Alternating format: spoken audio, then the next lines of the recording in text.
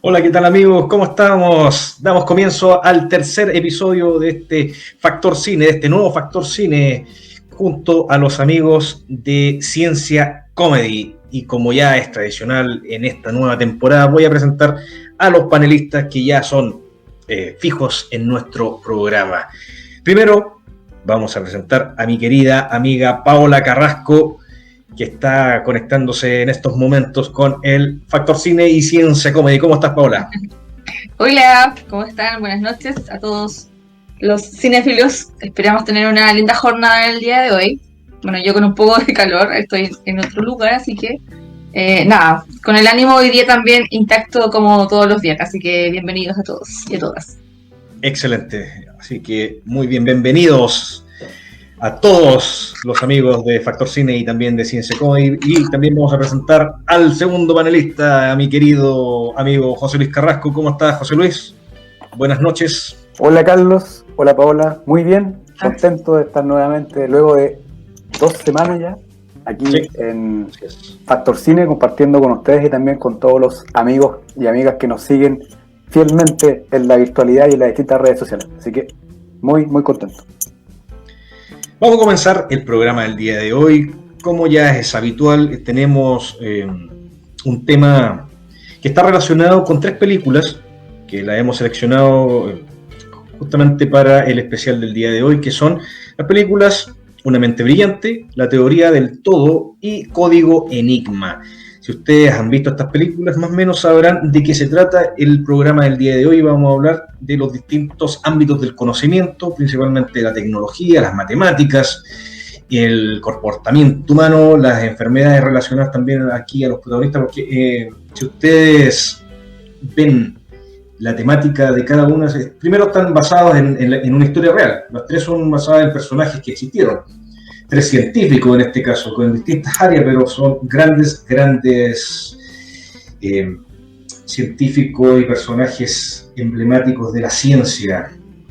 Ahí está, estamos mirando en estos momentos los 3 afiches de la película de Imitation Game o Código Enigma, esta película protagonizada por Benedict Cumberbatch, La teoría del todo, protagonizada por Eddie Redmayne, y Una mente maravillosa, Una mente brillante, protagonizada por el gran Russell Crowe. ¿Qué les ha parecido estas películas, queridos amigos? ¿Qué podemos decir? No necesariamente el tema tecnológico o del ámbito conocido, sino como película. A mí me encantan las 3 películas. Tienen varias cosas que explorar en realidad del tema que me gusta, que es la parte como de las emociones, cerebro y todo lo demás.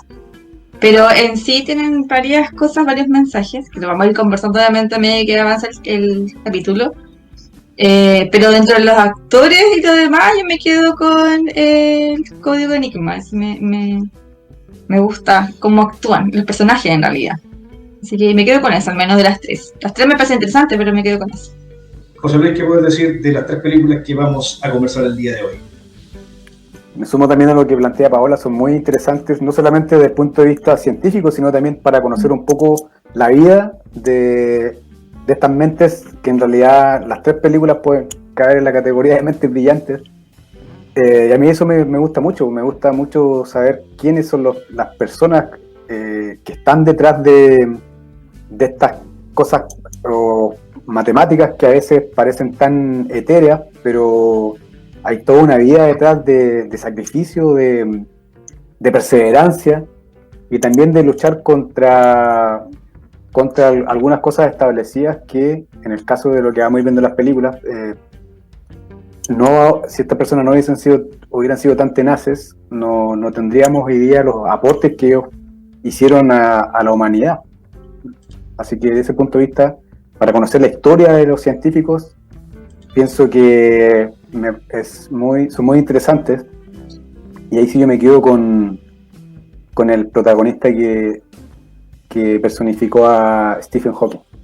Ese es mi favorito. Eddie Redmayne. El mismo. Así es, una gran interpretación que también lo llevó a ganar su primer Oscar como protagonista, así que... Son iguales. Sí, realmente ¿Cuál de los dos? Es magnífica. En realidad los 3 protagonistas de estas películas son grandes actores y lograron llevar la esencia de cada personaje Cuando estábamos conversando sobre el programa del día de hoy, lo estamos planificando, Paola, tú hiciste un comentario sobre qué te pareció la performance de Benedict Cumberbatch y lo comparaste con una de sus grandes series, uno de sus grandes personajes, que es Sherlock Holmes. Me encanta Sherlock. De hecho, es un personaje súper cautivante, o sea, la personalidad que tiene es súper interesante de analizarla. Tiene varios rasgos que vamos a conversar, tiene unos rasgos entre autista, en Asperger, y obviamente el diagnóstico no lo vamos a dar porque no tenemos la información, pero el comportamiento tiene. Sí. Así es.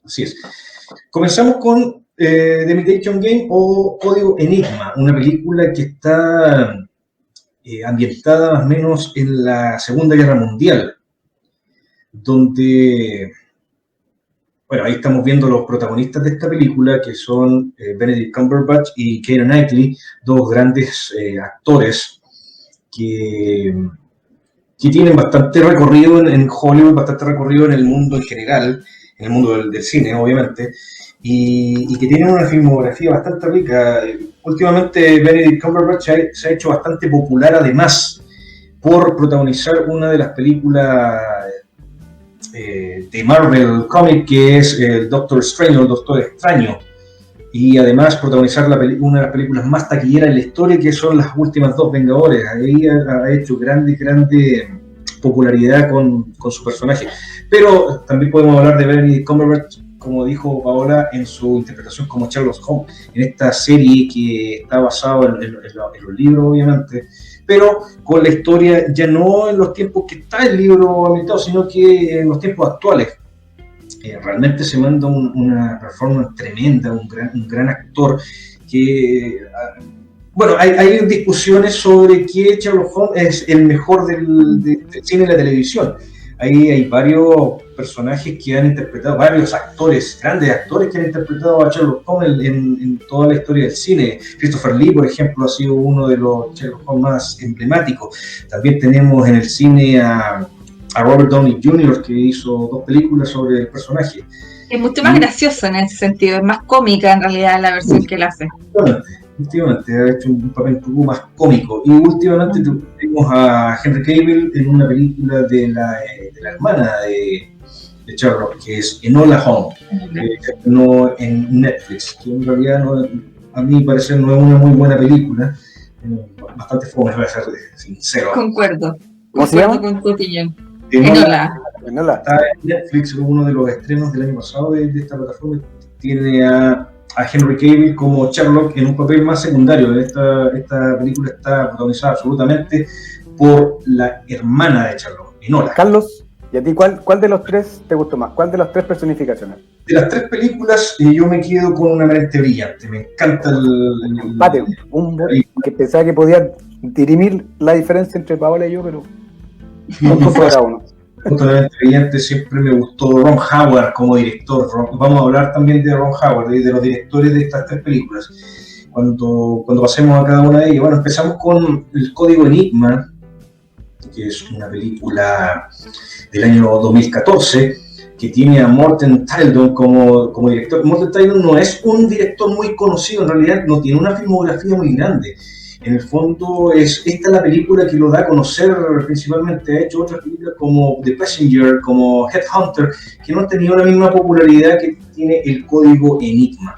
Presenta a este personaje, a Alan Turing, que es uno de los grandes precursores de lo que es actualmente los computadores, basado en su propia codificación, en su propio ingenio, y también con el equipo de trabajo que él tenía, lograron hacer los primeros aprontes a lo que es la computación actual. Bueno, la película, para contextualizarla de alguna forma, habla sobre algunos acontecimientos de la Segunda Guerra Mundial. Hay varias películas que han tratado sobre el tema. Hay una, por ejemplo, el U-571, donde un grupo de soldados rescata el Enigma, que es una máquina que codifica mensajes para, en este caso, los alemanes, los nazis. Y en esta operación, el U-571, que fue el submarino que rescató este aparato, da vida a lo que es la película después de Código Enigma.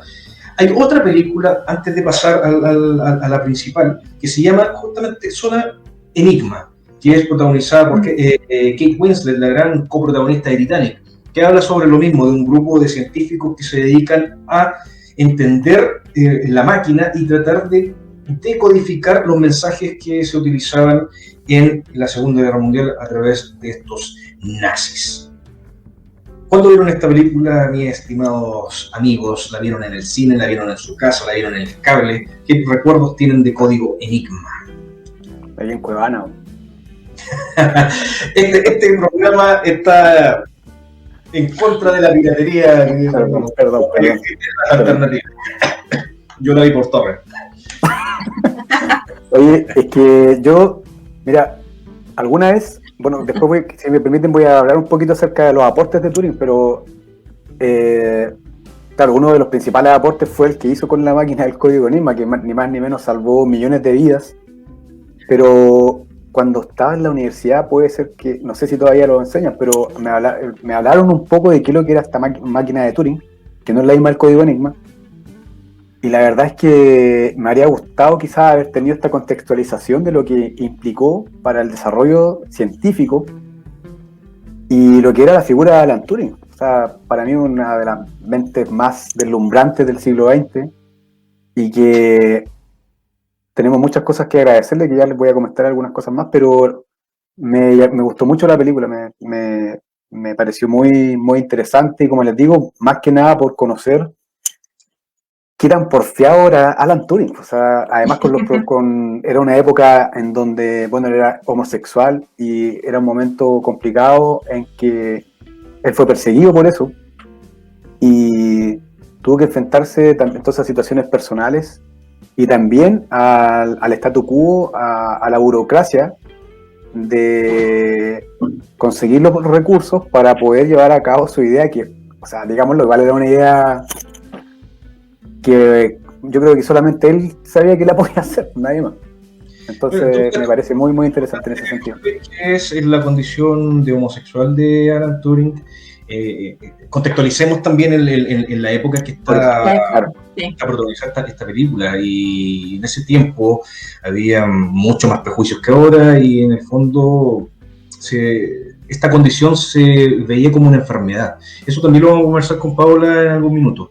Nos están saludando los amigos que se están conectando actualmente a nuestro programa, y como todos los viernes que tenemos programa, les vamos a pedir a todos los que están en estos momentos viendo el Factor Cine junto a Ciencia Cómic que puedan compartir en su página de Facebook el programa del día de hoy para que podamos llegar a más personas. Leonardo Vega, ¿cómo está, amigo Leo? Que nos está saludando, mi madre, un beso para ti, mi padre también, un gran abrazo. Ya están varios conectados y conversando con nosotros. La idea es que puedan hacer sus aportes a través del chat para que hagamos un poquito más interactivo esto y no sea solamente un monólogo de nosotros.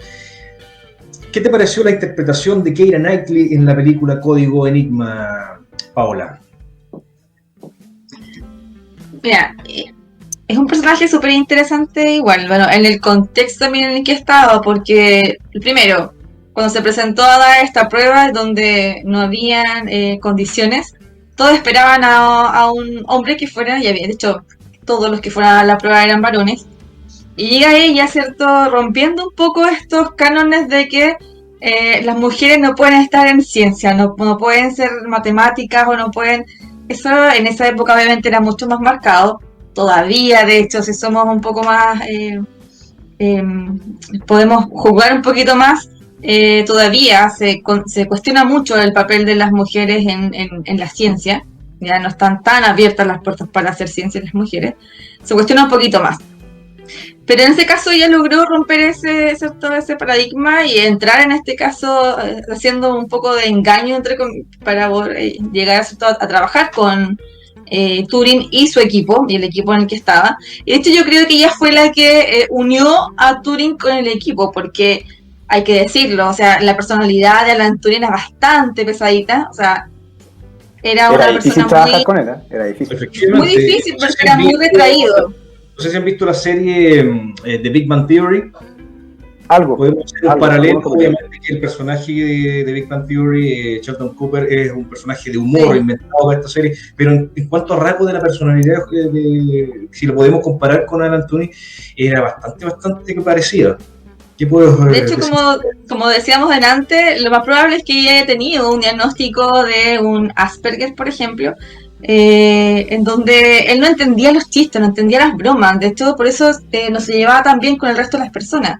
Él era súper concreto, que eso le pasa a las personas que tienen esta condición, que no entendía las bromas. Por lo tanto, el resto tampoco lo entendía él cuando decía algún comentario, porque tomaba todo muy literal. Entonces no juntó con su equipo, y yo creo que la protagonista en este caso fue la que, entre comillas, trató de unir, ¿cierto? Darles un poco más de soltura al equipo y lograr que finalmente llegaran al éxito de que era la construcción de la máquina. Y lo notable también ahí... Disculpa, José Luis. Ustedes saben que Keira Knightley en estos momentos tomó una postura bastante radical en cuanto a sus actuaciones futuras. Esta actriz indicó que nunca más iba a realizar una escena de desnudo o sexual que tuviera a un director hombre. Solamente lo iba a realizar si tuviera a su cargo una directora, en este caso. Keira Knightley empezó su carrera, sus primeros papeles importantes fue, no sé si recuerdan la película La amenaza fantasma, el episodio 1 de Star Wars. Tiene un pequeño papel, pero bastante relevante. En este caso hay muchos que desconocen que Keira Knightley actuó en esta película. ¿Cuál era el papel? Ella hacía el reemplazo de la reina Amidala.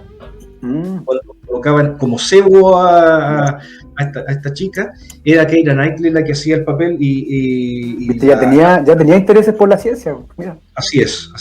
Luego el gran papel que tuvo en su filmografía y que la llevó a ser conocida en todo el mundo fue lo más relevante en Los Piratas del Caribe, esta gran saga protagonizada por Johnny Depp, y que a través del alero de Disney lanzó la gran carrera que tiene actualmente Keira Knightley y ha hecho muy buenas películas. Tiene una filmografía muy sólida. Yo creo que le falta ganar algunos premios importantes, pero en el fondo, por ejemplo, hay una película que en realidad a mí personalmente no me gusta mucho, pero por ejemplo hay algunas chicas que le encanta, que es Orgullo y Prejuicio. Lo iba a decir, me ganaste en la palabra, Carlos. Pobre de ti que digas algo en contra de esa película. La he visto todas las veces la he visto, y me sé los diálogos y todo, así que no me digas nada, por favor. Es una película que no tenía muchas ganas de verla, siempre la pateaba, y un día ya no tenía mucho que elegir, y estaba en Netflix, Orgullo y Prejuicio, y finalmente la vi. Disculpa, Jorge, te había interrumpido lo que estaba diciendo. Adelante, por favor. Tienes toda la pantalla de este programa del día de hoy. Muchas gracias. No, te decía que me recordaba un poco también la protagonista a los problemas que tuvo, como bien plantea Paola, para poder ingresar a este club que era básicamente masculino, a lo que sucede en la película Talentos Ocultos. No sé si la tienen. De estas 3 mujeres que van a trabajar a la NASA cuando está la guerra, toda esta guerra de la carrera espacial con los rusos. Con Viola Davis como una de sus protagonistas. Es una película muy interesante, y ella también ahí sufre con los prejuicios de... Que a manito nomás, porque en ese tiempo no existía la tecnología para hacer esto. Cálculos matemáticos a manito. Todas las pizarras grandes llenas de fórmulas, y ni más ni menos con esas fórmulas tenían que hacer que el tipo aterrizara. Así que sí, me recordaba un poco eso. Pero fíjate que Keira, siguiendo con su personaje, que era bastante disruptivo en este tema, porque quería, obviamente, era una genio en matemática, o sea, no hay que desconocerlo, irrumpió en este mundo de hombres, pero de Orgullo y Prejuicio, hablando, que me encanta, ella también tiene un rol súper disruptivo, porque para la época en la que estaba, todas las niñas se querían casar, esa era la lógica. le buscaban matrimonio, hacían todas estas cosas, pero ella no, pues. Entonces ella era como el papel, digamos, antagónico en este sentido, iba en contra de esta sociedad que quería casarse, por compromiso, por todo, bueno, ahora igual, pero cambia un poco, y ella lo que quería era casarse no por conveniencia, porque eran matrimonios obviamente arreglados, sino que ella quería casarse porque se iba a enamorar de alguien. Igual eso como un rol, digamos, en contra de la sociedad en que estaba, lo mismo que pasó en Código Enigma. ¿Cómo? Miguel nos está saludando, un saludo también para ti, amigo, y compartan el programa, que en sus redes sociales se puedan visualizar este streaming del día de hoy, este gran Factor Cine junto a Ciencia Comedy, con este especial de 3 grandes películas que hablan sobre la ciencia, y que tenemos en la primera que estamos comentando, el Código Enigma, donde ya aquí estamos viendo algunas otras escenas de la película. Si vuelves atrás un poquito, José Luis, con la presentación, para mostrar el equipo de trabajo que tenía Alan Turing, junto a Keira Knightley, Matthew Good, que también aparece ahí al costado derecho. ¿Qué podemos hablar sobre esto? ¿Qué importancia tenía el equipo de trabajo para los logros que se indican en la película y para el éxito que tuvo Alan Turing en su descubrimiento? ¿Qué importancia le podemos dar al equipo de trabajo de Alan Turing? Mira, partiendo de la base que tenían un conflicto porque ellos no trabajaban juntos, porque en la primera parte, de hecho, Turing se aleja, de hecho, tiene una oficina aparte, de hecho está alejado de todo el equipo, el resto todo centrado en descifrar, tenían este tiempo para poder descifrar el código, y Turing estaba alejado, o sea, estaba metido en su máquina pensando en eso, por lo tanto, poco le interesaba el equipo. Pero se dio cuenta que trabajando con el equipo podía ser obviamente más funcional, por lo tanto ahí es donde tuvo que, entre comillas, ahí convencer al equipo, donde decíamos también que Keira tuvo un papel fundamental también en poder unirlos y lograr el objetivo. Aunque si nosotros vemos, por ejemplo, hay un líder, de hecho, el líder dentro del equipo, que era, no me acuerdo cómo se llama el personaje alto, que trabaja en otra película, que se llama Propuesta de Año Bisiesto, no sé si la vieron. Yo creo que no. Matthew Good. Claro, Propuesta de Año Bisiestos, ahí trabaja él también como protagonista. Con la que, exactamente. Y él era como que tenía el mayor conflicto con Alan, porque él era como el que tenía que guiar el proyecto. De hecho, después le quitan un poco ese piso y se lo dan a Turing, ¿ya? Y todos querían irse en realidad, porque nadie congeniaba con él, porque el genio que tenía, la forma en que trataba a los demás. Pero después se dan cuenta que trabajando en equipo van a poder lograr el objetivo al final. Matthew Good tiene una gran interpretación en una película que se llama Watchmen, de Zack Snyder. Él interpreta ahí a Ozymandias, que es un genio, un tipo muy inteligente que tiene un plan tremendo para en el fondo, costo de oportunidad, como lo conversamos en algún minuto, la muerte de algunos para salvar al mundo. Era bien extraño este comportamiento de este tipo. Hay varias películas de Matthew Good que nunca ha sido un protagonista, no lo ves como el gran nombre de alguna película, pero siempre sus intervenciones como secundario son destacables. Eso es importante ahí, Carlos, porque imagínate todo este equipo primero soportando a Alan Turing, porque, bueno, yo creo que en general todas estas mentes brillantes son bien reticentes a trabajar en equipo, trabajan solos. Y llegan a este descubrimiento finalmente a poder decodificar los mensajes de los alemanes y no le pueden contar a nadie. Porque si los alemanes se enteran, van a volver a codificar toda la máquina y hasta ahí va a llegar todo el tiempo que hayan invertido. Entonces, no sé, me imagino cómo me cuesta dimensionar qué ha significado para ellos emocionalmente, porque finalmente en sus manos estaba qué vidas iban a salvar. ¿Te acuerdas que después cuando ellos comprendieron los mensajes, sabían dónde iban a atacar los nazis, pero ellos también no podían, tenían que elegir uno de los lugares? Hay un tema ético, moral tremendo en esas decisiones que se toman. Porque si bien se salvaron 14 millones de vidas aproximadamente, Paula, que tú tenías el dato, sí, y la guerra se redujo en un par de años, no... En el fondo ellos decidieron quién moría y quién no moría. De hecho, de hecho no fueron ellos los que decidieron, porque todo pasaban por Churchill, que era digamos, el que Winston Churchill. eh, exactamente, ¿cierto? Que era el que comandaba, entre comillas, y dirigía a la nación. Y él tuvo que tomar la decisión, no fueron ellos en realidad, ellos tuvieron que acatar la decisión que tomó Churchill, porque ahí entra a jugar dos cosas súper importantes. Nosotros tomamos decisiones en nuestra vida, entre comillas, tenemos dos opciones. O lo tomamos la forma de lo que se llama emocional, es una decisión inmediata, o tomamos el camino racional, que es más bien calculado. Sí, ahí obviamente tuvo un conflicto cerebral, emocional en este personaje, que no se ve en la película, pero se nombra, que es el que tiene que tomar la decisión, o sea, o salvo una pequeña cantidad de personas, o me espero un rato, sacrifico a un grupo de personas, y obviamente salvo a más personas. Y ahí entra a jugar lo que se llama una decisión en nuestro cerebro, o sea, cómo tomamos decisiones. Es súper entretenido porque nuestro cerebro lo que hace es casi como ver los pros y los contras, aunque nosotros nos damos cuenta, opciones, ve muchas opciones. Nuestro cerebro ve las opciones positiva, negativa, y toma una decisión, ¿ya? Y hay como una balanza cerebral, ¿ya? En donde llegamos como a un umbral de información que recibimos y tomamos una decisión. Hay un, como podemos decirlo, de un filósofo que habla sobre una analogía que hace sobre un asno que tiene dos porciones de heno y las dos son iguales. Entonces, ¿por cuál me decido? Me decido por esta, por la otra. Empezó a comparar ventaja y desventaja. ¿Por cuál me decido?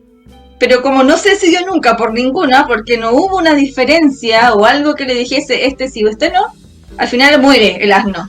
O sea, ¿qué es lo que pasó? Como no tuviste una diferencia, no hubo una mayor, digamos, ventaja, ¿cierto?, sobre una u otra, que al final murió el asno. Entonces, ¿cuál es la idea? Nuestro cerebro siempre decide. Nosotros pensamos que decidimos, pero el que decide es nuestro cerebro, que va juntando información de los pros y los contras de algo que nosotros queremos comunicar, decidir o tomar en cuenta.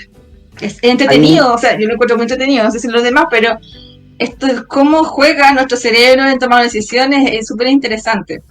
Y generalmente no somos nosotros los que tomamos las decisiones, creemos que somos nosotros, que somos muy racionales y lo pensamos demasiado, pero casi el 80% de nuestras decisiones son emocionales, pasan por nuestro cerebro emocional, así que ahí nada que hacer, pues. Bueno, en nuestra evolución. También, complementando un poco eso, no sé si Carlos ahí puede mostrar la imagen de... mostrar que son los aportes de Alan Turing. Sí. Bueno, ahí les quiero comentarles que además de este gran aporte que fue esta máquina de Enigma, a Alan Turing al menos le debemos dos cosas más. Primero, la máquina de Turing, que en realidad esta máquina es una propuesta teórica, pero que es sin duda la precursora de la computación moderna. Y no solo de la computación moderna, sino de la ciencia de la computación y la teoría de la complejidad.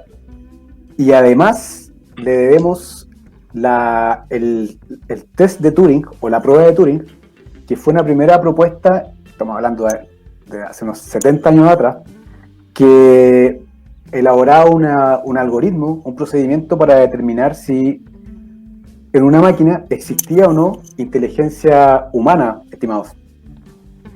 Y ahí, con respecto a la máquina de Turing, lo interesante es preguntarse por qué a Alan Turing se le ocurrió proponer esta máquina.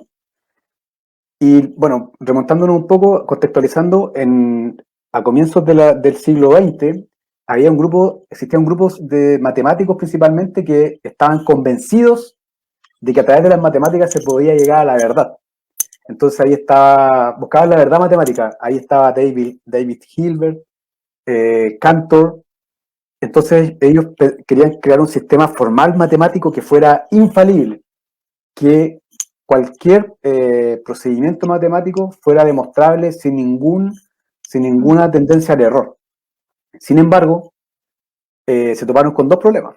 El primero fue algo que pueden encontrar en la literatura que se conoce como la paradoja de Russell, que apuntaba un poco a algunos problemas que tenían la teoría de conjuntos Y el otro problema, y que fue ya el golpe definitivo, fue la teoría de incompletitud de Kurt Gödel, que echó por la borda todo este sistema formal que se conoce como el programa de Hilbert, para demostrar que las matemáticas realmente eran 100% fidedignas y que eran infalibles. Entonces Turing estaba muy impresionado con toda esta discusión que había, y por eso, para dar respuesta un poco a este programa que se conoce como formalismo de las matemáticas, Turing desarrolla esta máquina, teórica, insisto, teórica, y de hecho entre las cosas que descubre es que efectivamente con esta máquina de Turing también hay algunos problemas que es imposible resolverlos, pero a pesar de eso se convierte en un marco conceptual fundamental para la computación moderna que hoy nos permite estar conectados en la virtualidad. Y el otro punto interesante... imagen, José Luis. ¿Cómo? Acá, podemos ver en esta diapositiva una imagen de una película pero tremenda, uno de los grandes clásicos de la ciencia ficción, que es Blade Runner. Acá tenemos a Harrison Ford.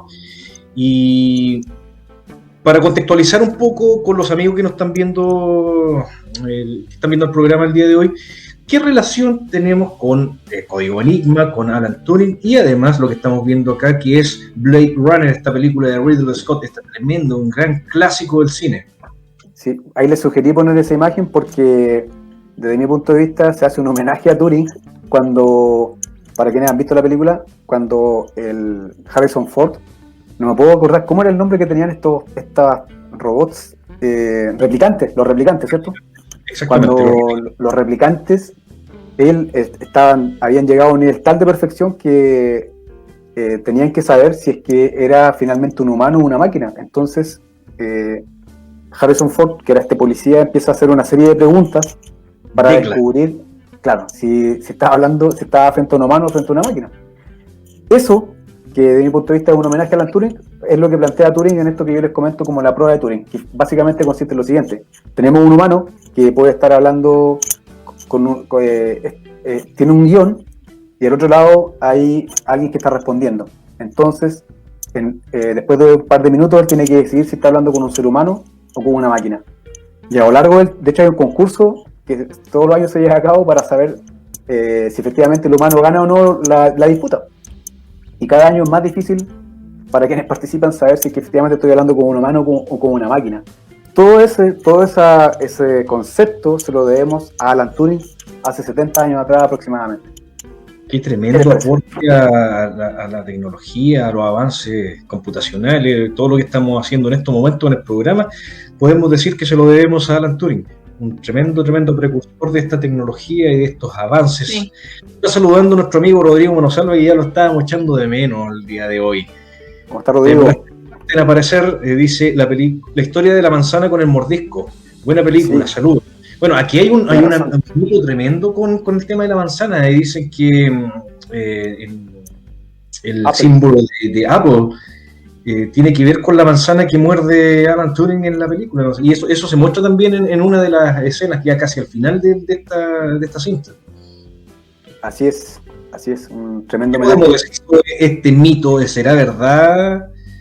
A mí lo que me llama la atención, Claudio Insunza nos podría sacar de esta duda, porque es un gran fan de Apple. Me llama la atención, bueno, contextualizando, que imaginen, hemos nombrado aquí 3 aportes: la máquina de Enigma, la máquina de Turing y esta prueba que fue el inicio de la inteligencia artificial fuerte, y aún así fue perseguido y finalmente termina su vida trágicamente.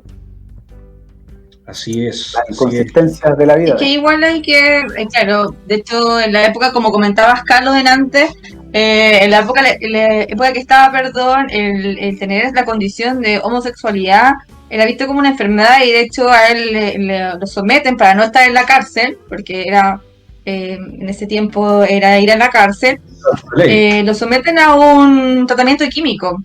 Entre comillas, es una castración a través de química, que en algunos países se hace para los violadores, se trabaja con castración química, y con remedios, obviamente, que... ¿Cómo?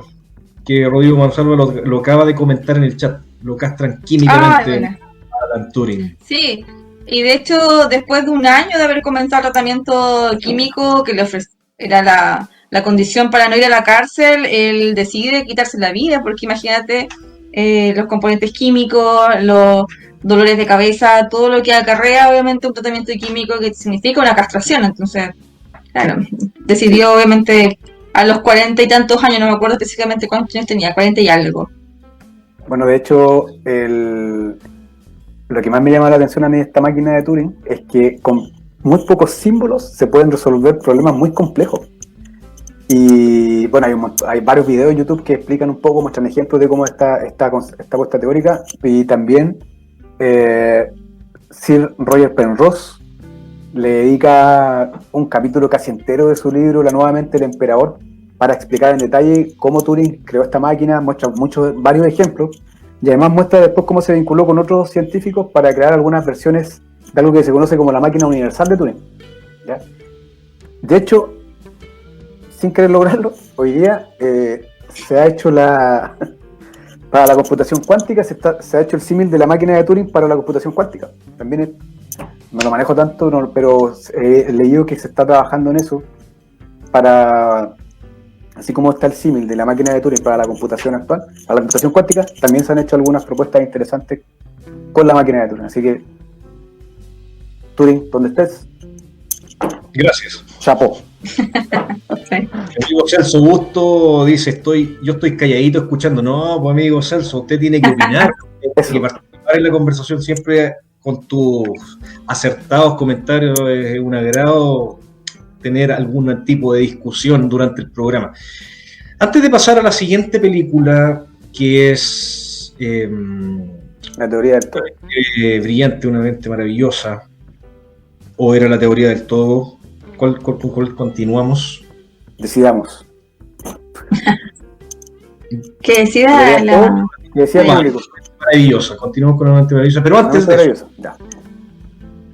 nos saltamos la primera parte del programa, que son las noticias cinéfilas, y esto lo vamos a hacer ahora de forma habitual para ir ya no. Lo que pasa es que nuestro programa en este momento es bastante denso en cuanto a su contenido, ya no es tan light como era antes el Factor Cine, sino que le agregamos ya ciencia, le agregamos varios ámbitos del conocimiento. Por lo tanto, para sacudirnos un poquito de la densidad de los contenidos, vamos a ir a las noticias que han sucedido en las últimas semanas, y hay un casting que tomó por sorpresa tremendamente a muchos de los fanáticos que nos ha dado el cine de superhéroes, que en realidad es en estos momentos el cine de superhéroes, para bien o para mal, es quien domina la taquilla mundial en cuanto a las películas que se estrenan año a año. Rodrigo Monsalva nos dice, ¿quién murió? No tenemos a nadie que lamentar muerte en cuanto al séptimo arte de esta semana. Lamentablemente siempre, con eso comenzamos generalmente el Factor Cine. Pero hay una película que está en boca de todos actualmente, que ya comenzó su rodaje, que es la película de The Flash. No sé si conocen al personaje de Flash, es un personaje de DC Comics que tiene una serie en Flash Gordon. No, Flash Gordon es otro. ¿No sé? Perdón. Sí. Voy a tener que verla, es que no me gustan los superhéroes en realidad. Solo el héroe y Batman, nada más. Yo creo que hay un momento de saturación en la pantalla grande con superhéroes. Pero mientras recauden los millones que van a seguir estas películas hasta que ya no vaya ninguna persona al cine. Entonces, The Flash es la próxima gran película que se va a estrenar de DC Warner, que tendrá un argentino como director, que es Andy Muschietti, y que presentó a Supergirl. Esta será la segunda vez que Supergirl tendrá una encarnación en la pantalla grande. Esto fue la primera vez el año 1984. Con Helen Slater fue la primera Supergirl que pudimos ver en el cine. Esta vez será una colombiana que interpretará a la chica de acero, la prima de Superman, la prima de Kal-El. Su nombre, Sacha Calle, una actriz no muy conocida que tendrá su oportunidad de hacerse un nombre en Hollywood con este personaje que es muy popular. Mi amiga Jessica Carrasco se acaba de conectar. Un beso para ti, amiga. Y a todos los amigos que se estén conectando actualmente les voy a pedir que puedan compartir esta transmisión en su página de Facebook para que podamos llegar a más personas. Habíamos hablado vagamente de Johnny Depp hace un rato cuando nombramos Los Piratas del Caribe. Bueno, el problema de Johnny Depp junto a Amber Heard se traduce en varios despidos para estos actores en sus distintos proyectos. Johnny Depp lamentablemente fue removido de las próximas películas de Los Piratas del Caribe y además de Animales Fantásticos 3. Pero ahora es el turno de Amber, que también ha sido removida, o por lo menos ese es el rumor que corre, de que va a ser reemplazada en la próxima película de Aquaman. Ya no será Mera, sino que será la actriz que interpreta a uno de los protagonistas en Game of Thrones. No sé si ha visto esta serie, Emily Clarke. Yo me quedé con la primera temporada de Game of Thrones, en realidad no me gustó mucho la serie. En general hay muchos que son fanáticos tremendos de Game of Thrones, no sé si la han visto, y ustedes, amigos, en la casa probablemente tienen un conocimiento más amplio sobre esta serie. Amigo, como les digo, no me gustó mucho. Rodrigo Gonzalo dice, Batman, héroe, nada, es el asesino Paola de ese. ¿Cuál? Por Dios, mano salva. Vamos a tener que conversar a ese punto. ¿Pero cuál de todos los Batman? Celso dice, guapísima la primera versión de Supergirl, me imagino, Helen Slater, sí, efectivamente, muy, muy guapa Helen. ¿Qué otros? Esta es una buena noticia. Ari Aster, que es un director nuevo de cine de terror, que ha hecho Hereditary y Midsommar, no sé si han visto estas películas, pero son las grandes sorpresas de los últimos años del cine de terror, presenta a Joaquin Phoenix como uno de los protagonistas de su próxima película. Es súper interesante, ya que Joaquin Phoenix siempre está relacionado con buen cine. Ha hecho buenos papeles, el último actor ganador de la máxima categoría de actuación en los Oscar anteriores por su interpretación de Arthur Fleck o El Joker, película que con mi amiga Paola estuvimos el mismo día del estreno asistiendo a la película. Exactamente. Vamos a hablar de películas que sean relacionadas con la temática que presenta. Sociedad y personajes. Así es. También otras de las películas que vamos adelantando. Vamos haciendo spoilers. Los próximos capítulos. También vamos a hablar de las sociedades secretas a través de una de mis películas preferidas de todos los tiempos, que es Ojos Bien Cerrados, del gran Kubrick. Eso todavía no sabemos de qué episodio vamos a hablar, pero se viene. ¿Qué nos dice Rodrigo Monosalva? Haremos a la marmota. Dice, descuida, yo te cuido de Netflix. Recomendable con el... Yo te cuido, sí, esa es una de las últimas películas de Netflix con Rosamund Pike como protagonista, y aparece justamente el enano de Game of Thrones. Sí, entretenida esa película, es bien interesante. Habla sobre los manejos turbios de estas organizaciones que tienen a su cargo a los ancianos y los cuidados que pasan a tener en estas casas de, ¿cómo le llaman? Los asilos de ancianos. Y ahí la protagonista, que es una sin ningún escrúpulo. Esta es una recomendación de Factor Cine para la semana, Yo te cuido. Ahí sí. Bueno, Salva lo acaba de mencionar. Rosamund Pike interpreta un personaje que no tiene ningún escrúpulo, pero lamentablemente para ella se mete con la anciana equivocada. Hasta ahí la vamos a dejar, pero es una recomendación de Factor Comedy para que puedan ver en sus casas. Se llama Yo te cuido, es un estreno en Netflix con Rosamund Pike como protagonista. Vamos a pasar a la siguiente película que teníamos programada para el día de hoy, que es A Beautiful Mind, o Una mente brillante. ¿Por qué vamos a pasar a esta película? Porque también vamos a hablar de su director Ron Howard, que para mí es uno de los grandes directores de la historia del cine, que él empezó como actor también. Él hizo varias películas como actor, y principalmente los inicios de George Lucas como director. Una de sus primeras películas, no sé si conocen, la filmografía que tuvo Lucas antes de realizar Star Wars. Bueno, una de las primeras películas que el director realizó fue American Graffiti, y fue la primera película donde Harrison Ford hace su aparición en el séptimo arte, antes de ser el Han Solo de Star Wars. Y en este caso Ron Howard era el protagonista de esta película.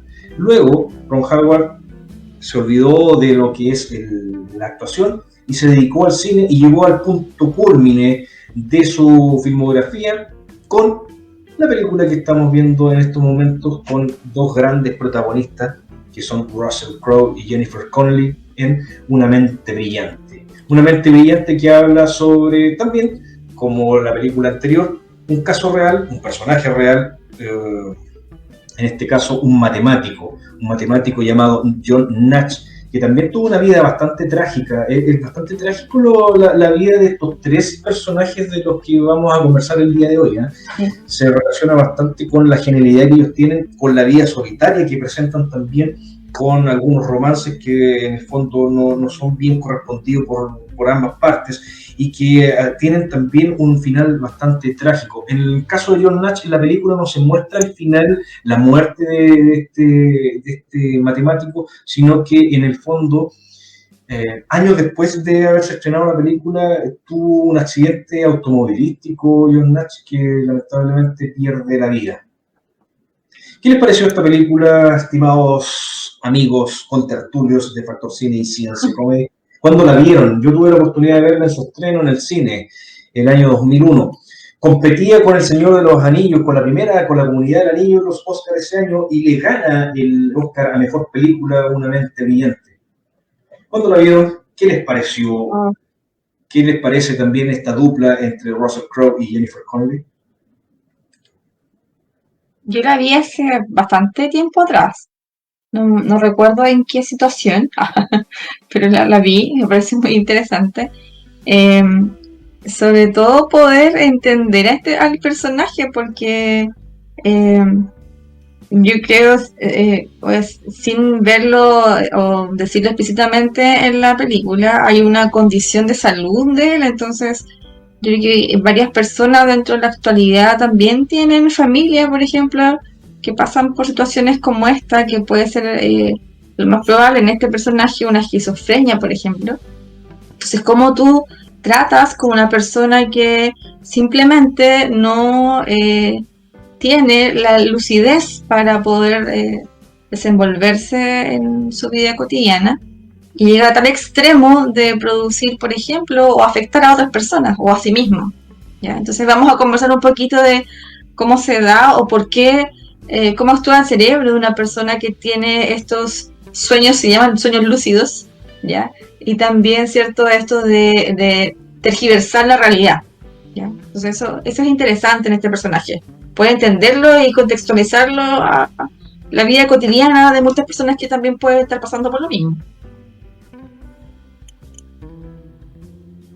Sí, a mí también no recuerdo muy bien cuando la vi, pero me llamó la atención, al igual que en las otras películas, el lado humano del científico, porque pienso que han hecho, estas mentes hacen esfuerzos notables para explicarnos a nosotros, los simples mortales, cosas muy complejas con fórmulas elegantes y bellas, y por eso yo creo que vale mucho la pena saber quién está detrás de esa fórmula. Y en general, sobre todo a veces en el sistema educativo nos quedamos en lo pragmático de la fórmula, pero desconocemos todo el trabajo previo que hubo ahí de esta persona, por ejemplo John Nash, que efectivamente, por lo que tengo entendido, tenía esquizofrenia. Entonces imagínense, lidiar contra todos los prejuicios sociales, lidiar contra él mismo, y además haber sido capaz de hacer todos estos aportes, y que, bueno, en la película se ven estas disputas que él tiene en su mente con estos personajes ficticios que él va creando. Varios de la película son parte de su propia imaginación, de la condición que tenía John Nash. Uno de ellos, su mejor amigo, quien compartía cuando él era estudiante universitario, y él tiene un compañero de cuarto, en este caso el personaje de Paul Bettany, que lo acompaña durante toda su vida, y en el fondo en algún minuto se da cuenta de que ese personaje no existía. que él nunca estuvo con un compañero de habitación y que era parte de su condición como esquizofrénico. Por eso ahí no hay fealdad en las matemáticas, están todas estas mentes que nos han de algún modo hecho conocer un poco más acerca del mundo que nos rodea, y pienso que merecen también ahí un poco más de respeto quizás en los currículums, saber un poco más quiénes fueron, qué fue de su vida, y también yo creo que eso conecta más a los estudiantes con la emoción que puede haber, reitero, detrás de una fría fórmula ahí en la pizarra escrita y que tenemos que repetir de memoria, creo yo. O sea. Sí, así es. Antes de seguir analizando esta gran película, vamos a hablar de sus protagonistas, en específico del gran Russell Crowe, un tremendo actor, que últimamente no le está yendo muy bien en el séptimo arte, ¿no? Algunas decisiones que ha tomado no le han beneficiado y lamentablemente su carrera viene bastante a la baja. Este es un actor neozelandés que tiene su punto cumbre con Ridley Scott como el general que se transformó en esclavo, el esclavo que se transformó en gladiador, el gladiador que desafió un imperio. Los máximos décimos medidos en Gladiador llega a tener el punto álgido de su carrera con esta tremenda interpretación y con la cual gana también el Oscar a Mejor Actor, este gran Russell Crowe. ¿Ustedes en qué otras películas lo relacionan? ¿Qué películas les gusta de Russell Crowe? ¿Dónde ha tenido, aparte obviamente de Una mente brillante y de Gladiador? Hay una de Hierro, ¿no? Capitán de algo... No. Capitán de Mar y Guerra. ¿Esa? ¿Sí? Bueno. No la vi, pero... Me suena, pero no sé. Sí. Vi el trailer. Pero esta película se merecía el Oscar, sí. Lo único que sé, voy a sonar muy superficial, lo único que sé es que cuando hizo Una mente brillante no tenía la misma apariencia la que tiene ahora. Porque lo vi en una fotografía actualmente y está irreconocible. Paulita, si me dicen que es él, yo no lo conozco. Cambió mucho, en realidad, cambió mucho después de las últimas películas, sí. Es un actor que tiene tendencia a aumentar de peso. Sí, y eso es algo que se nota, pero tremendamente, si no lo vamos a venir a descubrir ahora, y el físico que tenía en los años 2000 cuando hace Gladiador ya es cosa del pasado. Ahora Russell se encuentra bastante pasado de peso y... ¿Qué día para nosotros entonces? Imagínate si Gladiador subió de peso. Viene en baja igual que su carrera, lamentablemente. Una de sus últimas películas más taquilleras fue El Hombre de Acero, de Man of Steel, cuando interpreta a Jor-El, el padre de Superman. Y en un intento de Universal para poder hacer un universo compartido de los monstruos clásicos que tiene esta compañía, por ejemplo, la momia, por ejemplo, Drácula, el hombre lobo, el hombre invisible, iba a lanzar un universo compartido a través de la momia que protagonizó Tom Cruise y el personaje del Dr. Jekyll, que era protagonizado por Russell Crowe, iba a ser el nexo entre todas estas películas. Pero el fracaso que tuvo, que le fue muy mal a la momia de Tom Hanks, perdón, de Tom Cruise, que finalmente se archivó este universo, el Dark Universe de Universal. Pero también vamos a conversar de su protagonista femenina. ¿Ustedes conocen o tenían conocimiento de otras películas de la gran Jennifer Connelly? Jennifer Connelly es una actriz que viene de niña, es una de los pocos casos de actores o actrices que han pasado la barrera de niño a adulto. Por ejemplo, podemos ver el caso de Christian Bale, que fue protagonista de una de las películas de Steven Spielberg, El Imperio del Sol, donde era un niño y que después se transformó en un gran actor de carácter.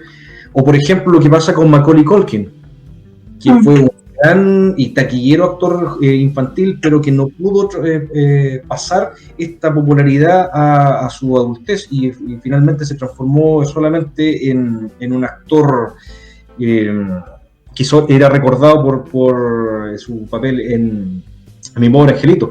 En este caso Jennifer Connelly fue una de las actrices que pudo pasar esta barrera y que su debut en el cine fue Érase una vez en América, una gran película que dura cerca de 4 horas, que estaba en Netflix, no sé si está actualmente, pero es si quieren ver una gran película, esta es una gran recomendación. Actúa Robert De Niro, como siempre, impecable, en el tiempo donde Robert De Niro hacía películas de tremenda calidad. Últimamente no le ha ido muy bien a Robert De Niro, bueno, a excepción del Irlandés, que fue una gran película, pero ha tomado también muy malas decisiones.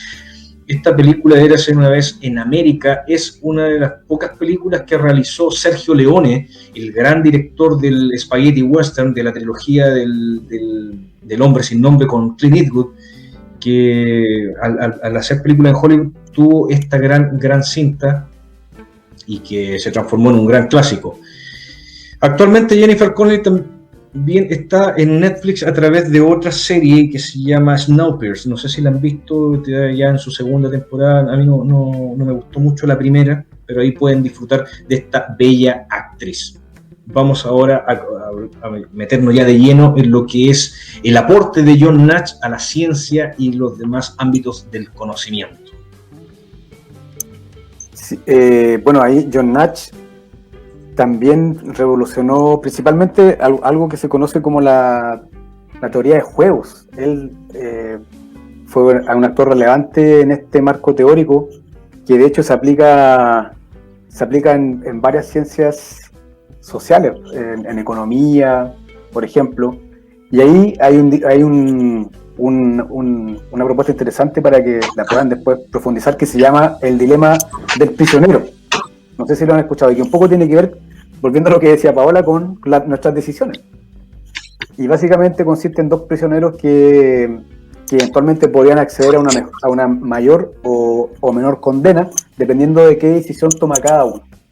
¿Ya? Entonces, puede ser que ambos confiesen y ninguno salga libre, o uno confiese y otro no, pero ninguno de los dos sabe qué es lo que va a responder la otra persona, y son amigos, y entonces ahí, dependiendo de lo que elijan, pueden tener mayores o peores consecuencias en su decisión final. Es muy interesante. Ese es un aporte importante de Nach, que, como les digo, se aplica sobre todo en las ciencias de la economía, en las decisiones. Y volviendo un poquito, sí, perdón, Carlos. Sí, continúa, Paola. No, volviendo un poquito a esto, las decisiones, en qué decisión tomamos, es súper interesante porque, de hecho, si ustedes van al supermercado, algo tiene que ver con la música, porque la música del supermercado no la colocan por efecto de se nos ocurrió al administrador una X música al supermercado o una X música en el hospital cuando hay que hacer una fila, ¿cierto? Hay que esperar, porque lo que hace la música, lo que influye en nuestro cerebro, es que si hay un mayor tempo de la música, lo que hace es lo que baja este umbral de decisión, ¿ya? Y al bajar el umbral de decisión nos hace que nosotros tomemos un mayor riesgo en las decisiones. Cuando alguien maneja y coloca música con un tempo muy alto, se cambia mucho más rápido de carriles. O sea, los que manejan y coloquen música un poco más, digamos, un poco más estridente, podríamos decir de una forma, sus decisiones son mucho más erráticas. En cambio, si tú colocas una música más lenta, más pausada, tus decisiones son menos erráticas, podríamos decirlo, porque tienes un mayor umbral de decisión. O sea, analizas un poco más la decisión que vas a tomar. Y lo ocupan las personas de marketing para el supermercado, para que tú compres, estés mucho más tiempo en el supermercado dando vueltas, una música, ¿cierto?, más placentera, a una música un poco más estridente donde tomas decisiones mucho más erráticas en realidad. Entonces, la música influye muchísimo. Entonces ahí también hay un rol ahí que nosotros lo pasamos desapercibido, pero todo influye en nuestras decisiones. Vamos a leer los comentarios de nuestros amigos en el chat, porque lo hemos dejado un poquito aparte de lado en este momento, pero los vamos a leer todos. Rodrigo Monsalva dice, bueno, hablando de Russell Crowe, el papá de Superman, efectivamente. Celso dice, eso que plantea José es importante, cómo le restan importancia a los creadores del conocimiento en la educación tradicional. ¿Qué podemos decir, José, sobre el comentario que hace Celso en este caso?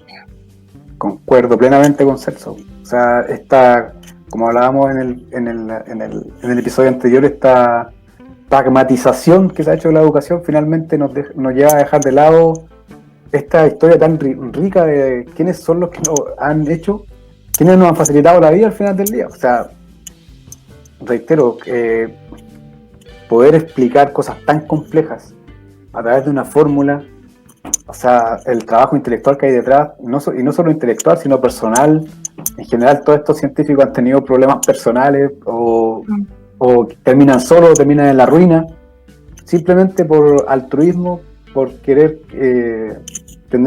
tratar de descubrir aquellos secretos que nos rodean en el universo y finalmente no son considerados, simplemente a lo más, bueno, lo digo por lo que he podido ver cuando yo era estudiante y además por lo que veo en algunas situaciones puntuales, pasan completamente desapercibidos. Lo que pasa es que Sobre todo, hay yo una... creo que esto sería interesante para aquellos que efectivamente están estudiando pedagogía en matemáticas, cómo hacer la conexión porque está este tabú de las matemáticas, pero resulta que gran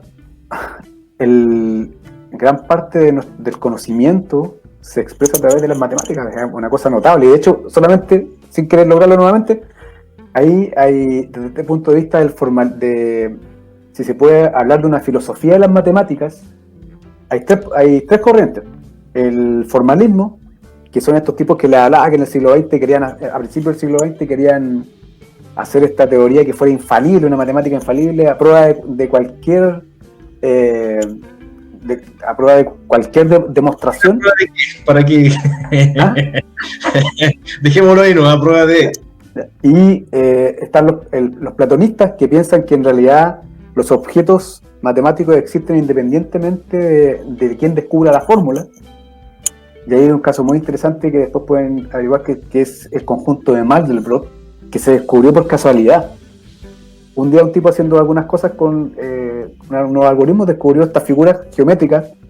Mandelbrot de hecho lo hizo, y esas figuras estuvieron siempre ahí, son independientes de quién las descubrió. Y finalmente están los intuicionistas que piensan que en realidad piensan todo lo contrario que los platonistas, que en realidad los objetos matemáticos no existen si es que no hay alguien que los descubra. Bueno, todo eso queda reducido finalmente a algo pragmático y frío de las matemáticas que se enseñan en la escuela. Que de hecho hay una descontextualización de lo que es la enseñanza. Si nos vamos un poquito más al fondo, es simplemente el pasar el contenido, porque tienes que cumplir con un currículum que tienes un tiempo para poder pasarlo.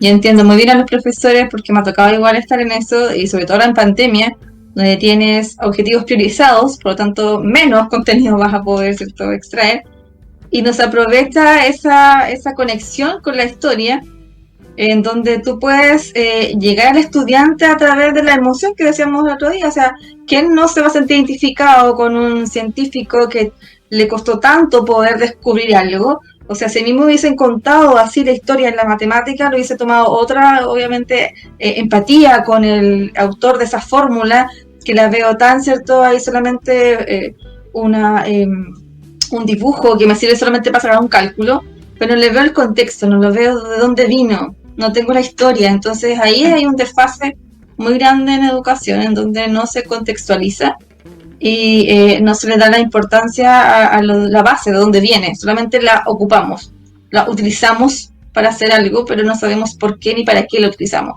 De hecho, a mí me tocaba hacer las clases y siempre me preguntaban, bueno, ¿y para qué me va a servir estas fórmulas? ¿Para qué la aprendo? ¿Qué es lo que te respondí en el colegio? Más adelante la va a utilizar, no se preocupes. Algún día la va a utilizar. Sería preguntarse esa respuesta. ¿Qué buscaba? ¿Perdón? Lo interesante sería preguntarse qué buscaba aquel que se dio el trabajo de entregarnos esa fórmula. Claro. Todos los años que invirtió de su vida. La casualidad que la descubrió. Claro. Bueno, vamos a interesante. Nuestro amigo acá en el chat, Esteban Riquelme, habla sobre, bueno, que quedó ahí con Russell Crowe, Capitán de Mar y Guerra, la misma que comentaste tú, José Luis. Una donde hace periodista, dice Celso, que es State of Play, esa película. Dice, una donde hace psicópata, enfermo, depresivo, que detesta que le hablen y da casa a una mujer y su hijo. Bueno, esa es una película que tiene mucho que ver con Un día de furia de Michael Douglas, se parece bastante. Esa película se llama Unheigen, creo que se llama, pero Fuera de control le colocaron en español. Después Celso dice, tiene como 100 películas, Jennifer Connelly o Christian Bale, en Imperio del Sol, está hablando. Requiem por un sueño por Jennifer Connelly. Ay, qué tremenda película es Requiem por un sueño, no sé si la han visto. No. De Darren Aronofsky. Esa es una película, los que no la han visto, por favor, dense el tiempo de buscarla. Requiem para un sueño. Requiem para un sueño. Aronofsky, donde Jennifer Connelly y Jared Leto tienen unos papelazos. Aquí viene la decadencia de la persona luego de consumir distintos tipos de drogas. Una gran película. Robert De Niro tiene una lucha contra las vacunas, dice Rodrigo. Bueno, nos estamos desviando ahí en el... Bueno, lo que pasa con Robert De Niro, si hablamos con el comentario que hace Celso, él tiene un festival en Estados Unidos, el de Tribeca, en Nueva York. Y había un documental dentro de este festival que hablaba sobre las vacunas. Creo que tenía comentarios negativos sobre la vacuna y recibió presiones para no poder estrenar esta cinta. Eso es lo que menciona Celso, y que eso ocurrió durante las últimas semanas. Rodrigo Monosalva dice, las matemáticas ahora los jóvenes la utilizan en los juegos como League of Legends para obtener mejores ítems y eliminar a sus oponentes. Y la mayoría de los juegos colaborativos son de este tipo. Sí, efectivamente la matemática tiene mucho que ver con los juegos y con los algoritmos que se utilizan para este tipo de entretención, que en el fondo son bastante complicados en algunos casos. Que ahí estás contextualizando, pues. Si al chico sabemos que a él le gusta jugar, o aprovecha eso y contextualízalo con la matemática y aplícalo con algo que sea efectivo. Entonces ahí estás aprovechando algo, porque emocionalmente para ellos es significativo. Y un aprendizaje que se junta con la emoción, obviamente va a surgir el verdadero aprendizaje, entre comillas. Bueno, queridos amigos, vamos a ir a la tercera película para comentarle el día de hoy, cuando ya son las 23:07 minutos, y en esta semana que ya el toque de queda nos dio una horita más, ahora empieza a las 23 horas, pero todavía estamos en fase de hoy, los cines no van a abrir en Concepción, en Santiago están disfrutando de grandes películas como Tenet, como New Mutant, entre otras películas que se estrenaron en la última semana. Ya son 2 semanas de estreno que lamentablemente acá nosotros nos estamos perdiendo. Bueno. Oye, Carlos, perdón, antes de pasar a otra se me olvidaba porque dije que iba a hablar algo de la esquizofrenia, pero no dije nada, perdón, ahí me quedé en un punto, porque este personaje tenía esquizofrenia. ¿Qué es lo que pasa? Que nosotros somos, cuando nos hablamos nosotros mismos, porque somos mucho de hablarnos, nos escuchamos nuestra propia voz. O sea, somos mucho de tener estos sueños conscientes, ¿cierto? De soñar despierto, el pensar muchas cosas y empezamos a hablarnos a nuestra conciencia. Las personas esquizofrénicas también pasa lo mismo, hacen lo mismo, pero tergiversan el sonido que escuchan, por lo tanto ellos creen que están escuchando voces de otras personas. Y son las mismas voces internas de nosotros, pero tienen hay una diferencia en el sonido, en cómo lo perciben, el sonido de su propia voz. Entonces ahí hay un juego, digamos, mental interesante. Un juego ahí de conciencia primaria en realidad. Celso nos dice que pasa rápido la hora. Efectivamente, cuando hay una conversación bastante interesante, el tiempo pasa volando. Y a propósito de Hawking, de la próxima...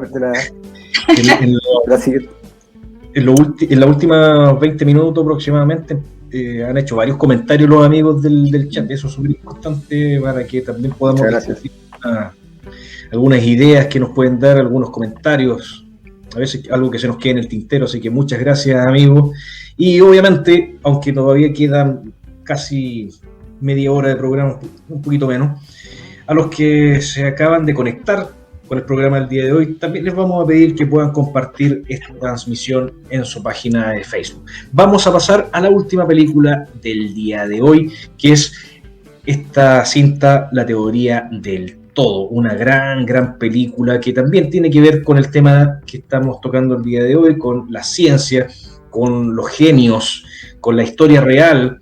En este caso, una película que está basada en la vida de Stephen Hawking y magistralmente interpretado por el gran Eddie Redmayne, que hasta ese momento era un actor que había realizado películas como secundario, no era una gran estrella.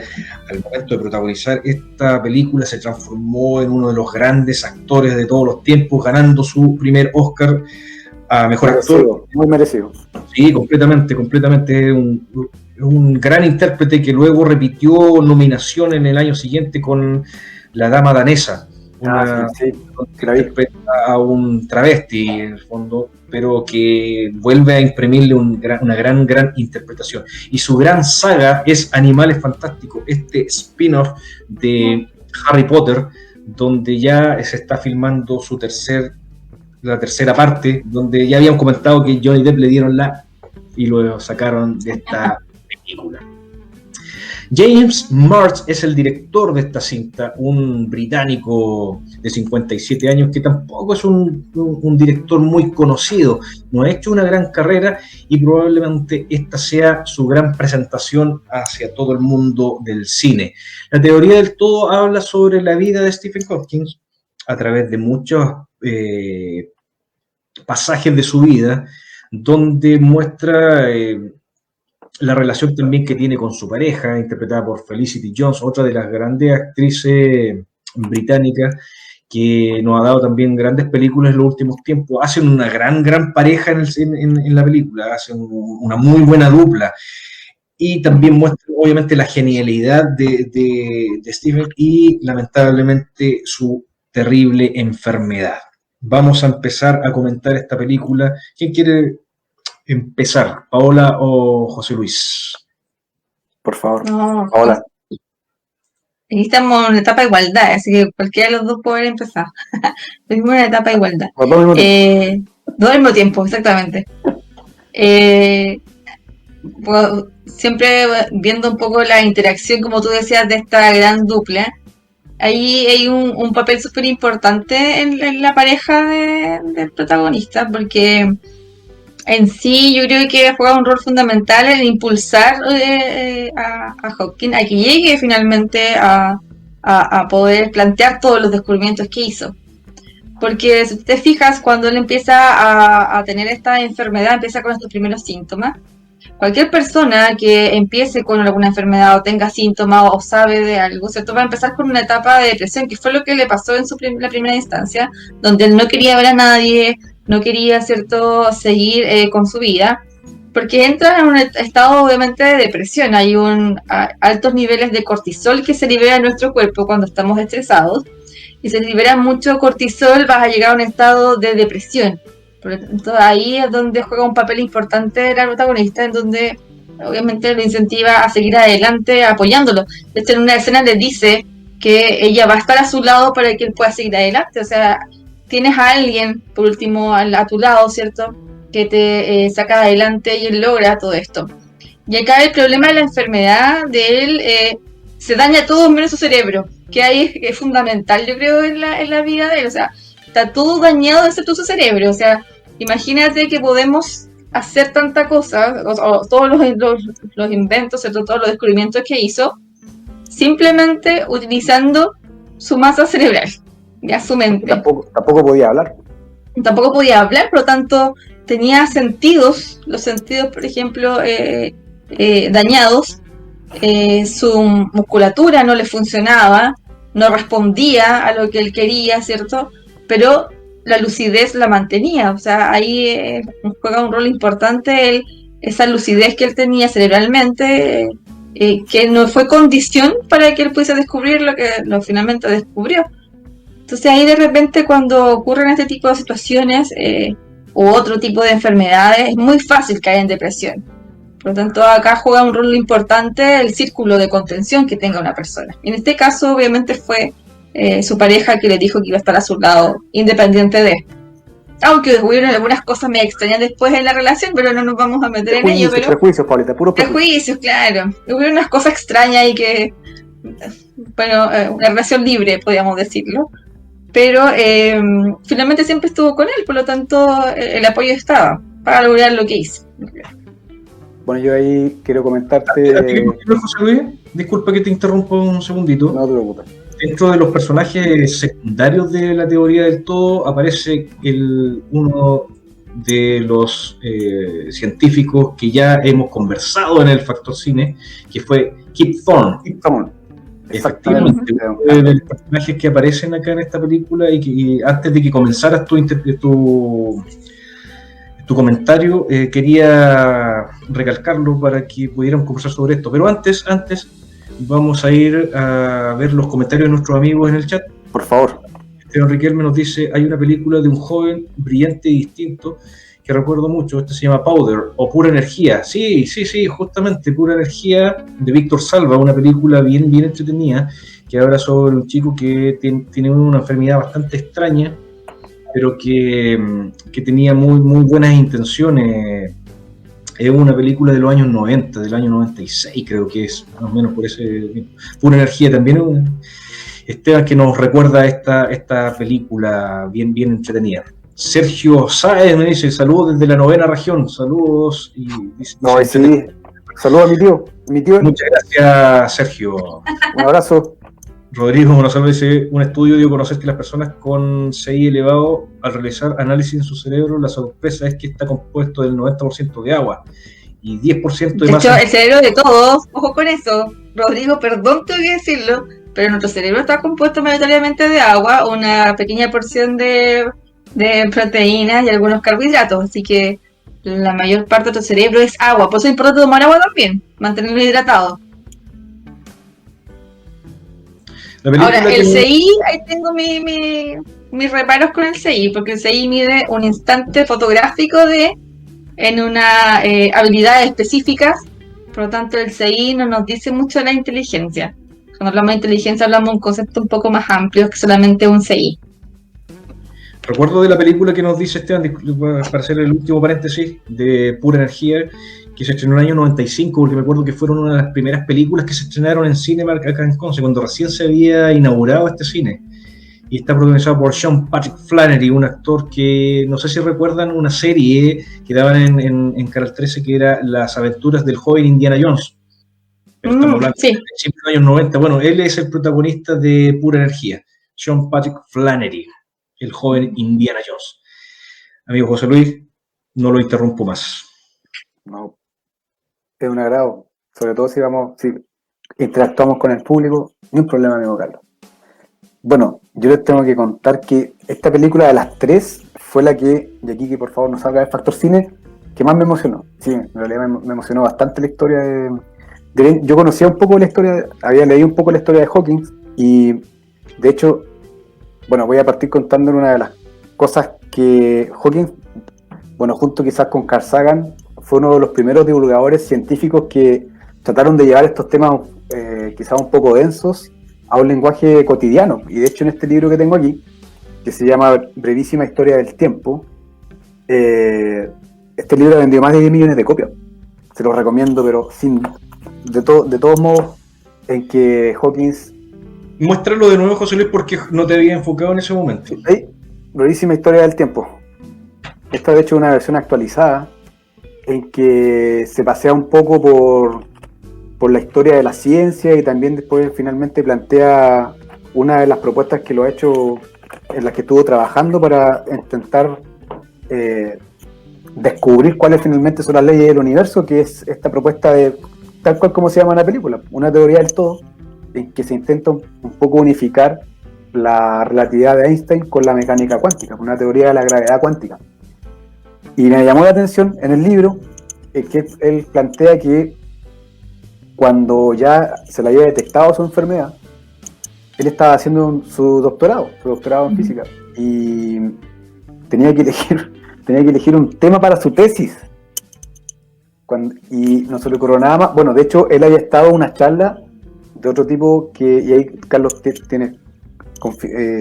corroboro ahí lo que tú planteas de Krypton, pero además estuvo trabajando, había estado en una charla en la película, creo que es, si mal no recuerdo, de Roger Penrose, que estaba trabajando en esta teoría de los agujeros negros, que todavía seguían siendo especulaciones matemáticas, y a Hawking no se le ocurrió nada mejor que pensar, bueno, ¿y si el tiempo tuvo un comienzo? Y de eso hizo su tesis, pues. Así que cuando estén complicados, piensen que Stephen Hawking, con una enfermedad que ya le había detectado, se le ocurrió pensar qué pasaría si quizás lo que Penrose estaba de algún modo proponiendo los agujeros negros también se podía llevar al inicio del tiempo, de esto que se conoce como el Big Bang. De eso un poco versó su tesis, ni más ni menos. Entonces, realmente es fantástico lo que hizo en eso, y no solamente en aquello, sino que en la radiación de Hawking, en algunos aspectos que permitieron confirmar que, bueno, desde la ciencia, que el Big Bang efectivamente emergió, pero además en este libro él plantea que quizás el universo nunca tuvo un comienzo. Bueno, lo plantea con más detalle en el libro, pero no quiero hacer. Bastante interesante. Muy interesante, muy interesante. Rodrigo Rosalba dice, mira Pao, y te mando un link. Sí, lo vi. ¿Lo revisaste el link, que es lo que dice, o lo vamos a revisar después? Lo vamos a revisar después, vamos a comentarle a Rodrigo. Es que creo hay una... Sí. No, es que es súper justo, porque de hecho las investigaciones en el cerebro, obviamente con los avances en tecnología, gracias también a la matemática y la física, que podemos tener los instrumentos para poder medir, ¿cierto? Y cuantificar. Pero lo que yo le decía a Rodrigo, que nuestro cerebro está compuesto mayoritariamente por agua, ese es el componente. Y el encéfalo se tiende a un poco a confundir cerebro, porque el encéfalo incluye el cerebro, cerebelo y tronco encefálico. Entonces, cuando hablamos de encéfalo, estamos hablando de toda esa estructura, no solamente la parte del cerebro donde está, ¿cierto? Las áreas que son de razonamiento, etcétera. Por lo tanto, ahí hablamos ya de un conjunto un poco más extendido. Entonces, ahí puede darse esos porcentajes que, obviamente, lo voy a leer. Gracias, Rodrigo. Voy a leer esa información. Entonces, bueno, y lo otro también es que a él le habían declarado una proyección de vida de 2 años, y vivió mucho más que eso, encerrado en su mente, claro, con el reconocimiento de todo el mundo, pero una persona que dependía completamente en lo físico, no era autosuficiente. Uh-huh. De hecho, la película se muestra cuando le regalan uno de estos primeros prototipos de robot que podían hablar, entre comillas, o interpretar lo que él hablaba y lo que él pensaba. Y de hecho, cuando él ya está enfermo, comienza a escribir este libro de la brevísima historia del tiempo, que se lo recomiendo mucho. Así que sí, esa película me emocionó mucho por todo lo que tuvo que vivir este gran científico. Es que en general, José Luis, la vida de estos genios es bastante incomprendida, incluso por sus propias parejas, por su propia familia. Es una vida solitaria. Siempre se dice, o en general se menciona, de que mientras más inteligente la persona, más solitaria también se transforma. Eso en este caso podría ser verdad, por lo menos por lo que hemos visto en estas biografías, estos biopic, como se le llama a este género cinematográfico. Rodrigo Gonzalo dice, este matemático no tenía cerebro. Bueno, ya con sus comentarios que no vienen al caso. Lo interesante es que nunca cambió su tono de voz del robot. Bueno, además apareció en Los Simpsons, imagínate. Y además era recurrente en The Big Bang Theory, que incluso aparece... Se hacía humor de sí mismo, ya... Aparece, claro, justamente él tomaba ya con humor las parodias que le hacía, en este caso, la televisión y el cine. Oye, otra cosa, y de hecho es una condición, es una de las condiciones de por qué él también cuando le daban 2 años de vida, el por qué él obviamente siguió adelante, es por lo mismo, por la actitud que tiene. O sea, es una situación en donde buscas un objetivo, ¿ya? Y él tenía un objetivo de poder descubrir más allá, y que te mantiene. O sea, también ahí hay una situación de bueno, si me declaran una enfermedad tan grave como esta y que me dan tan poco tiempo de vida, o sea, ¿qué hago? ¿Me detengo? No, entonces sigo adelante, busco un objetivo, exactamente, me rodeo de personas que me entregan buena energía, porque eso también hay gente que te consume energía, entonces te rodeas de gente con buena energía y tienes mentalidad positiva, porque ahí en este caso eso en realidad jugó un rol fundamental en su vida. O sea, sigo adelante y me mantengo y me rodeo de gente positiva. O sea, eso es fundamental también para salir un poco de esta condición que no la iba a revertir, porque era una enfermedad, ¿cierto?, degenerativa. No es reversible la enfermedad que él tenía. Por lo tanto, no quedaba de otra, en realidad. No quedaba de otra de seguir adelante y rodearse de gente positiva. Vamos a mostrar lo que José Luis sigue mostrando. Dame un segundo y lo vamos a mostrar en pantalla grande. La foto que nos está mostrando en este momento de Stephen Hawking. ¿De qué año es esa foto? Del año 2001, creo 2001. Que dice el 2001. Sí. Bueno, de hecho aquí en la biografía dice que, bueno, obviamente cuando estaba vivo, él ocupó la cátedra lucasiana de matemáticas en la Universidad de Cambridge, pero ese título antes lo ostentaba ni más ni menos que Isaac Newton. Entonces de eso estamos hablando. De ese calibre estamos hablando. Lo que me llama la atención es que ambos son ingleses. Newton, Turing, Hawking son ingleses. Siempre me llama la atención qué pasa ahí, que siempre en la música también destaca la música.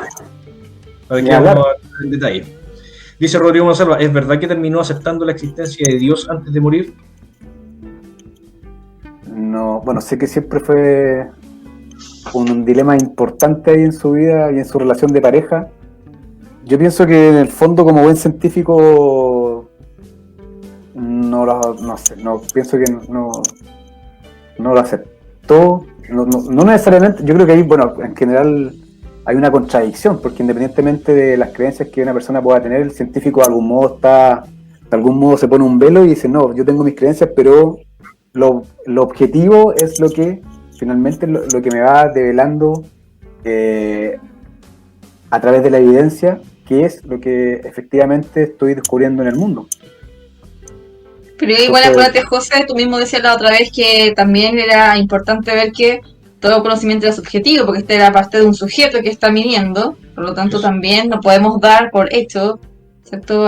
Que solamente lo que es medible, tú mismo lo decías, lo medible, si lo mido es porque existe. También hay otras cosas que... Acuerdo con eso, y por eso mi comentario va en que ese debate es completamente válido, y de hecho yo pienso, y como lo he planteado en otras oportunidades, que un científico tiene un sistema de creencias. O sea, no es que yo llegue y empiece a investigarlo y diga, en realidad voy a dejar toda mi historia cultural porque ahora voy a investigar un tema en particular, ¿no?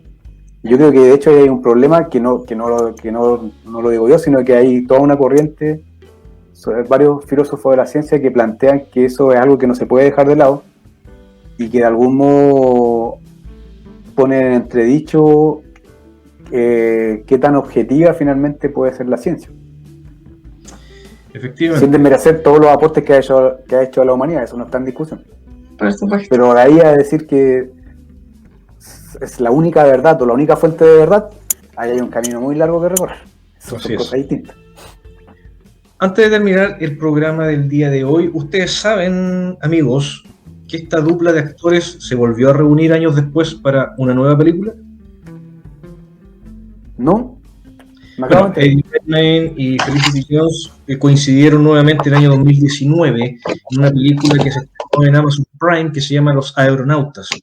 Y también es un equipo de científicos que a través de un globo aerostático, la misión de ellos era poder experimentar con el clima, o las primeras mediciones que se hacen a través del clima, porque la película está ambientada en Londres del año 1862, por lo tanto se imaginarán que la tecnología en ese momento no estaba muy avanzada, los instrumentos que utilizaban estos científicos tampoco eran de alta gama, y tenían que subir a gran altura para poder ir descubriendo algunos fenómenos climáticos que se iban dando en la naturaleza.